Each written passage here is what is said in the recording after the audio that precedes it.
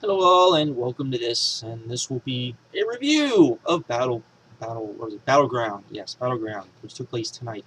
I thought about not watching this pay-per-view because, as I'm sure most of you were, this pay-per-view did nothing to intrigue me whatsoever. I'm kind of glad I did for one reason, but other than that, pay-per-view was shit. Well, I should say that. That's not being fair. It was not a good pay-per-view. You know, but I probably should have watched Once Upon a Time, which I forgot had started, and even though I watched it last week and completely forgot that it was on tonight. Or, contemplated watching Pacific Rim, because it will be out not this week, but next week, and so it is available to view, and I will go out and buy that as soon as it comes out, because I love that movie to such a degree, and all of you should go out and buy it too. But anyways, so Battleground. Uh, you know, not a pay-per-view that anyone I don't think was necessarily looking forward to, and wasn't one that I was necessarily looking forward to either. Pay-per-view was not very good. We'll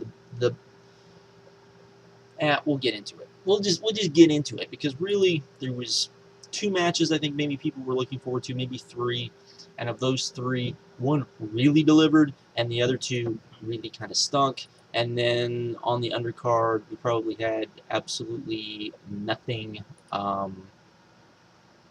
You know, probably nothing. I would say to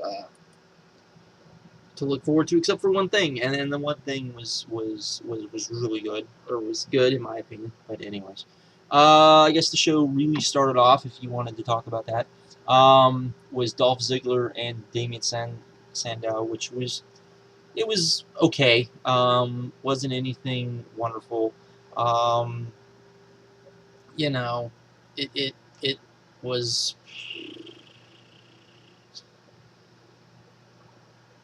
It wasn't as good as some of the stuff we've seen, but it was okay. Nothing truly, exciting. Show actually started with Alberto Del Rio and Rob Van Dam. I liked this. I liked this probably more than some people will. I think this is one of those matches where some people will really like it and some people won't. This was, to me, like an old school ECW match in that way, and that it was, a lot of hardcore stuff, a lot of this and that, a lot of, just, it was entertaining, but it wasn't necessarily a great match, but it was entertaining, and I enjoyed myself, and I liked it a lot, and all of that sort of stuff. And, you know, that's worth, I would say, seeing, I guess, unlike some of the stuff on this pay-per-view. So there was that. Then we got Great Khali and Santino taking on Jack Swagger and Antonio Cesaro. This was basically, as I'm sure anyone that as soon as they saw this match probably figured, this was about Cesaro doing the giant swing to Great Khali, which he did. And that was, that's what it was. That's what they did. So that was okay. So it did that, and it got the crowd pretty excited. It's kind of weird you would stick this on the show to get a pop for the heel team, but that's what they did. So there you go. Then we got Chris Axel versus R-Truth. This was clunky, to say the least. The crowd didn't really care for it. I didn't really care for it. It was just kind of there. Then we got AJ Lee versus Brie Bella. This was okay, I guess, for a Divas match. It's better than most Divas matches we get, but it was probably more on par to what I remember, okay knockouts matches used to be. I don't know what they are anymore, but so that was that. Eh. Then we got the match of the night, and this was probably the best storyline leading up to it, and I wonder, not really wonder, I'm pretty sure who booked this match, because this was awesome.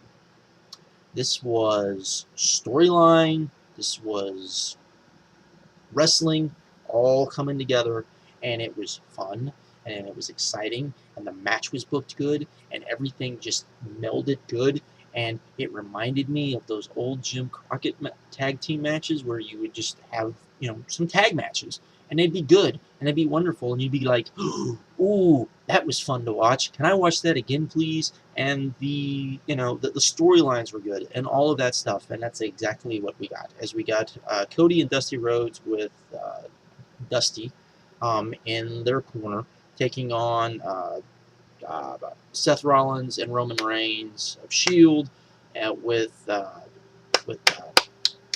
what's his name, Ambrose in their corner.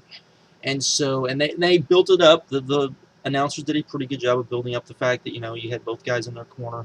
You got to see Dusty take off his belt and beat up Ambrose and do the bionic elbow, and this was great.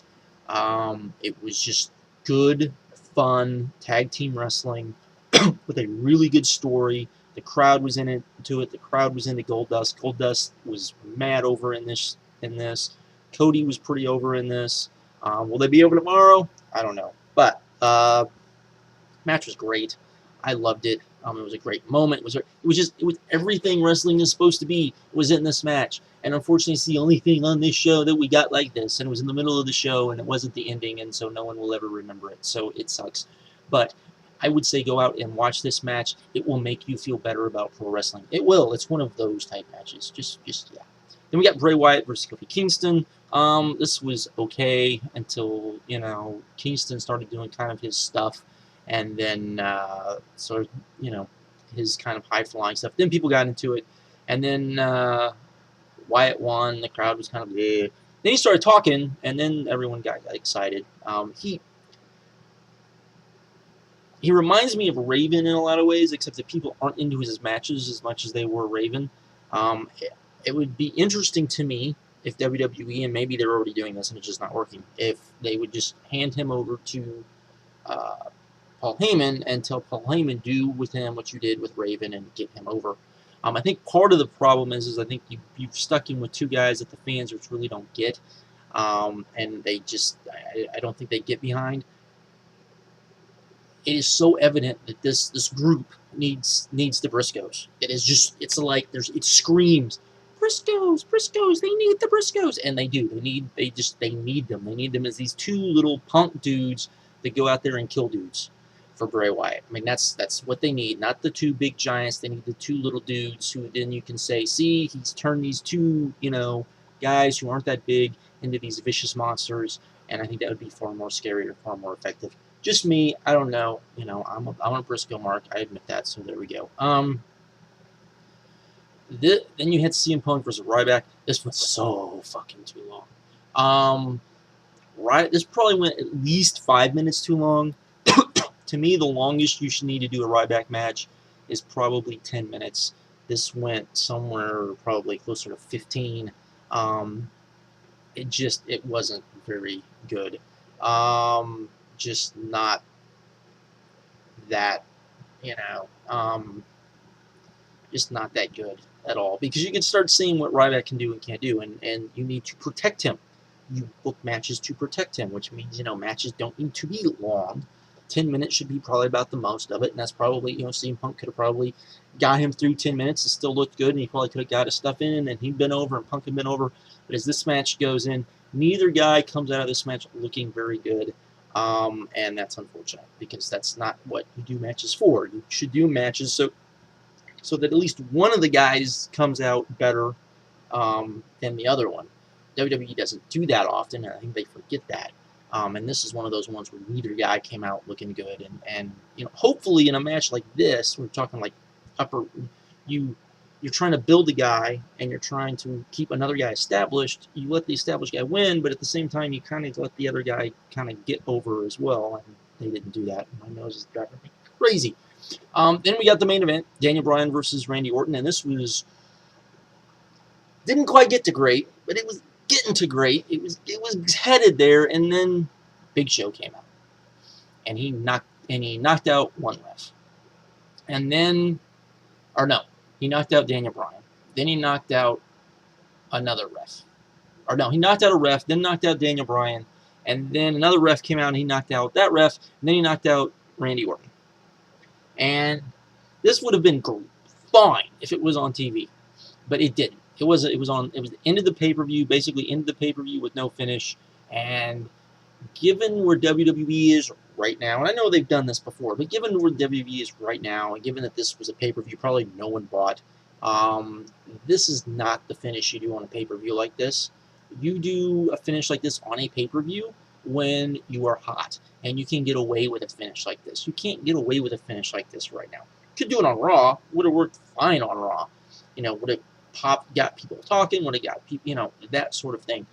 Pay-per-views need to be kind of, I don't know, this is like when TNA would do these, ooh, we're doing the angle on the pay-per-view, but to see the angle, you just watch Raw instead of the other way around, which is how it needs to be, and that's not what we got. And so we got this, and it killed the pay-per-view, which sucks because, like I said, the tag match was awesome.